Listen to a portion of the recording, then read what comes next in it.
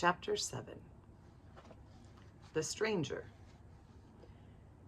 Be quiet. A low male voice came from the crowd. Be quiet, or they'll blow your head off. Adoniram stopped yelling long enough to look around. Who had spoken to him in English? Over here. The voice came again. Adoniram turned and stared into the face of an American military officer. What's your name?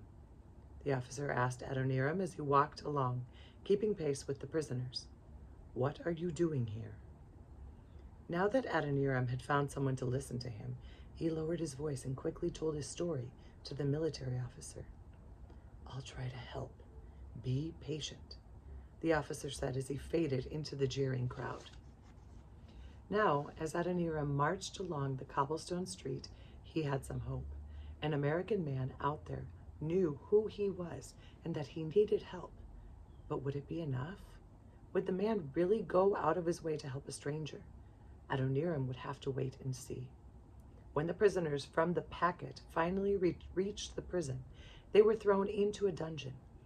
As he sat with his back against a damp, moss-covered brick wall, Adoniram prayed that the stranger would not forget him. Several hours passed. Adoniram guessed it was about 7 o'clock at night, though he had no way of knowing for sure. When the door to the dungeon creaked open, framed against the oil light in the hallway was the stranger, wearing a billowing military cloak. He spoke in French to the jailer, who stepped forward and grabbed a lamp off the hook on the wall. The jailer grunted as he handed the lamp to the stranger. Adoniram sat silently, hugging his knees and watching every move. The stranger walked slowly around the cell, shining the lamp up to the faces of the prisoners. No, he said as he peered at each face. When he came to Adoniram, he held up the lamp briefly and again said, no. The jailer spoke a few sentences in French. The stranger nodded and turned to hang the lamp back on the hook on the wall. As he did so, he swirled his cloak around Adoniram. Adoniram felt the cloak enfold him, and in a flash, he understood the stranger's daring plan. He crouched beneath the cloak and clasped his arms around the man's waist. He felt the man begin to walk, and Adoniram matched his footsteps. As they walked out of the dungeon, Adoniram heard the wooden door thump shut behind them, and then he heard the clink of coins being handed over. Just a bit farther, he heard the American military officer whisper. Half squatting, half standing under the huge cloak, Adoniram walked step for step with the stranger to the front of the prison, where more money was handed over. Then, with the clang of the metal gate behind him, Adoniram knew he was out in the open street. The American man whipped the cloak off him and whispered, "Follow me," as he set off running down the street. Adoniram followed the man through the darkness until they reached the docks. Over here, the stranger said. Quickly, they have the gangplank lowered for us. The two men sprinted up the gangplank and onto the deck of a sloop. You'll be safe here, the American officer said. I've made arrangements for the captain to hide you. Get out of France as soon as you can. With that, the man turned and hurried off back the way he had come. Adoniram stood on the deck, breathless and amazed. Less than an hour ago, he had been in a dark, damp dungeon. Now he was aboard a ship, staring up at a starry night. And what was more, he had no idea who the man was or why he had helped him. It took Adoniram until May, 4 months after setting sail from Boston, to finally reach London. Nevertheless, Adoniram was pleased to learn he had arrived at a good time. The governing board of the London Missionary Society was about to hold its annual meeting, and it was happy to allow Adoniram time to present the American board's case for support directly to the board. Also, a letter of encouragement from the American board, plus money for the passage home, was waiting for the young missionary-to-be. Adoniram immediately sent a letter of thanks back to the American board. Then he set about preparing his presentation. It was not until he was actually repeating what he had been sent to say that he realized just how unlikely it was that his proposal would be accepted. Basically, he was telling the London Missionary Society that 4 young, inexperienced American men would like to be sent out as American missionaries. However, Adoniram explained, since they had no money and it seemed unlikely they could raise it, they wanted the London Missionary Society to sponsor them while leaving the control of where they went and what they did there in the hands of the American Board. The members of the governing board of the London Missionary Society, or LMS, listened politely to what Adoniram had to say. When he was done, they told him that while they admired his enthusiasm, there was no way the London Missionary Society was going to pass over English missionaries to sponsor foreigners over whom they would have little or no authority. Adoniram could see their point, and he began to think of an alternate plan. More than anything, he wanted to get to the mission field, and he didn't care much who sponsored him. So he asked the London Missionary Society if they would send him and the 3 other missionary candidates out as LMS missionaries and not involve the American Board. He argued that it was more important for him to go than to be officially known as an American missionary. After some discussion, the London Missionary Society agreed to the request. If the other 3 missionary candidates agreed, the LMS would send all 4 of them out, and the American Board would have to find some other way to support the missionaries it wanted to send out. Adoniram had what he wanted as he boarded the Augustus in June 1811, bound for New York City. He had found a way to get himself and his 3 friends to East Asia as missionaries, yet he couldn't help feeling disappointed that in all the United States there was not enough interest in missions to be able to sponsor 4 missionaries. When he reached New York, Adoniram was tempted to catch a stagecoach straight back to Massachusetts, but something had bothered him on the voyage home, something he had to take care of before he went one step farther. The last time he had been in New York was 3 years earlier, when he had joined up with a group of swindlers masquerading as a troupe of actors. Now it was time to pay back all the people he had cheated during that time. He told himself there was no point in being a missionary if he left unpaid debts at home. It took him 3 days to track down all the innkeepers he owed money to, and much to their surprise, he paid each one of them back. When he had finished, his conscience was clear, and he felt free to go home. Some encouraging news was waiting for Adoniram when he finally got back to Massachusetts. Mr. Norris, who had helped pay Adoniram's passage to London, had from the start been a strong supporter of the idea to send out American foreign missionaries. He had died while Adoniram was away, and he had left $30,000 to the American Board. $30,000! gasped Adoniram when he heard the news. That's more than enough to send out 4 missionaries and their wives. We will be able to go out with the American Board after all. Adoniram wished he could start planning right away with Samuel Newell and Gordon Hall, but they were both in Philadelphia studying medicine as a way to better prepare themselves for missionary work. The 4 missionaries-to-be had decided to make their way to India and from there see what missionary opportunities awaited them in the Far East. Of course, there was no doubt in Adoniram's mind as to where he was headed. God was calling him to Burma. Adoniram also had something else he wanted to discuss with Samuel Newell. While Adoniram had been away, Samuel had been engaged to one of Anne's closest friends, 17-year-old Harriet Atwood. Anne was very excited about the idea because now she would have someone to discuss female things with on the mission field. Adoniram wasn't so sure it was a good idea, though. Harriet was a slightly built young woman who had previously suffered from tuberculosis. To him, she looked as though a good puff of ocean breeze would blow her right off the deck of the ship. He wondered how she would even survive a sea voyage to India, let alone worry about what lay ahead at the other end. Time began to drag for Adoniram, who was eager to be on his way, but John Norris's will had been contested by some members of his family, and although it seemed certain the American board would prevail in court to get the money promised it, it all took time.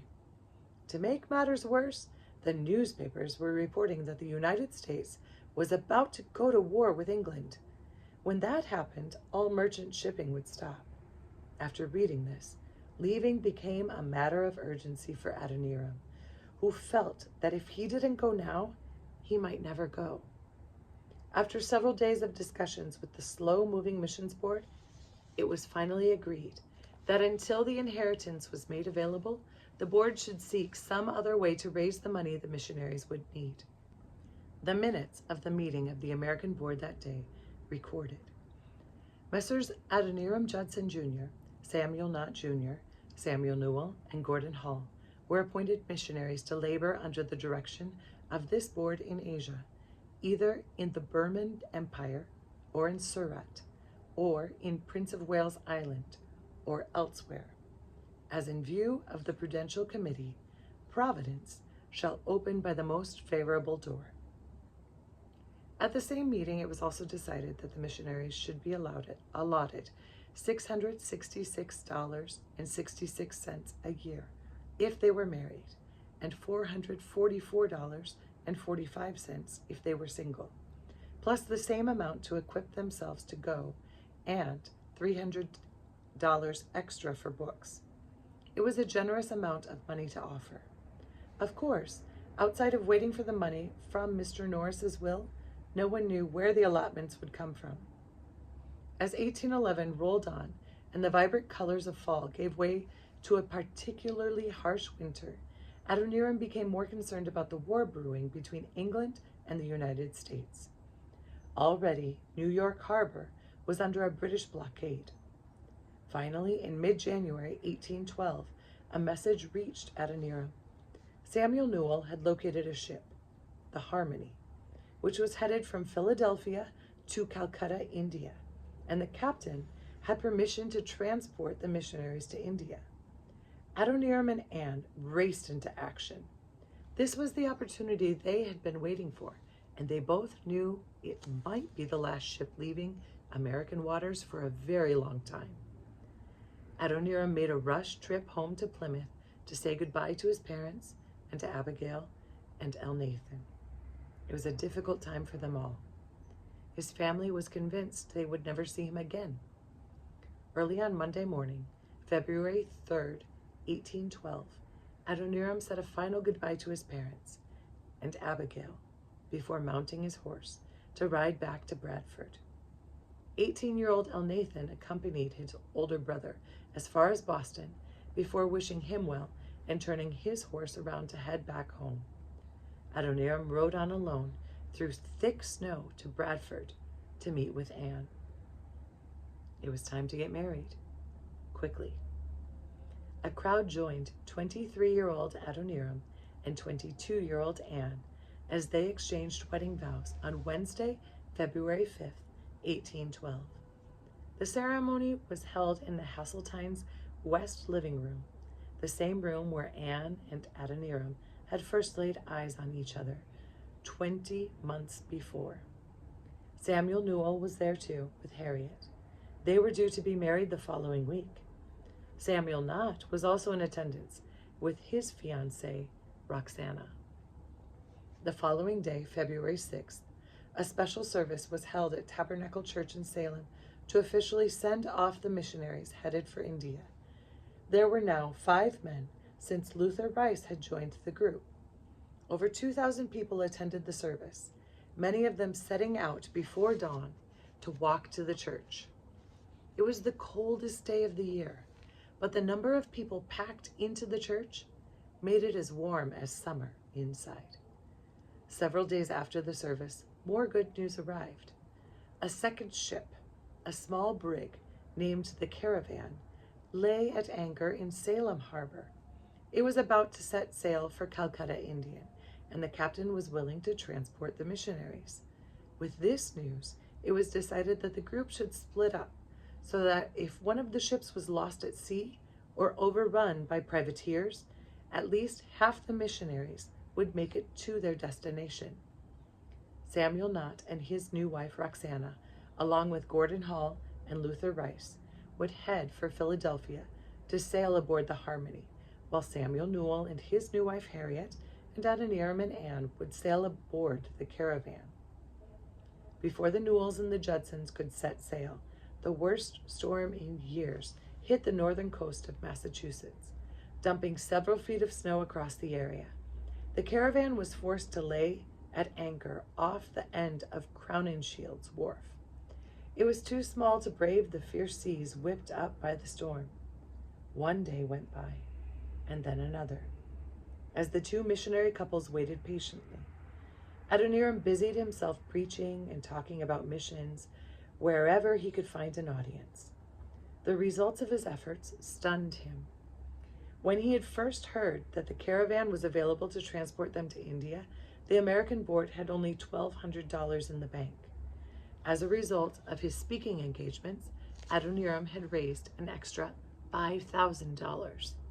It was more than enough money to send the missionaries out with a year's pay in advance without having to rely on the money that would be coming from Mr. Norris's will. One delay followed another as the anxious missionaries waited for the caravan to set sail. First it was the weather, and then the captain informed them that he needed to wait for some special cargo to arrive. Finally, on February 18th, Adoniram received word that it was time to board the ship. They would be sailing with the high tide the following morning. Adoniram took their last pieces of baggage down to the dock, leaving Anne to say goodbye to several of her friends who had gathered. When Adoniram returned, the house where they were staying was filled with well-wishers. Adoniram marveled at the way his new wife could make a party out of anything. There was just one problem with this party. Anne didn't understand the dread her husband felt over saying goodbye. Adoniram braced himself as he stepped inside the house, but he couldn't bear it. Quietly he slipped out, leaving a note for Anne saying he would meet her aboard ship. When Anne read the note, she was very upset. There were many things she did not understand about her new husband. Still, she graciously said goodbye to all her friends and accepted a sleigh ride down to the dock. Sure enough, Adoniram was standing on the icy deck of the caravan, waiting for Anne. He clambered onto the dock and took his wife's hand and guided her up the gangplank and onto the ship, which was now tied up alongside Crownshield's wharf. "I'm sorry," he said. "I can take only so many goodbyes." Anne nodded as she climbed aboard the ship. Adoniram squeezed her hand gently as a sign of thanks.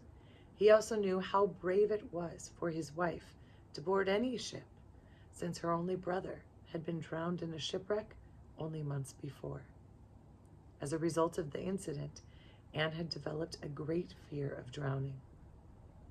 Early the next morning, Adoniram and Anne stood together on deck as the caravan slipped out into the open harbor. The last time Adoniram had sailed aboard a ship, he had been kidnapped and imprisoned. He hoped that he and Anne would not meet the same fate, but the truth was, the caravan was a much more lucrative prize than the packet. Thinking his ship would be the last vessel to leave Salem for India before the British blockaded the harbor, Captain Hurd had loaded up his ship with $40,000 worth of trading goods. And not only that, he had confided to Adoniram that there was $2,000 in silver coins in the ship's safe. All of this weighed on Adoniram. If the caravan was boarded by privateers or pirates, this time he would have a wife to worry about and keep safe. "God," he prayed, as the caravan headed towards open sea, "may we all live to see India."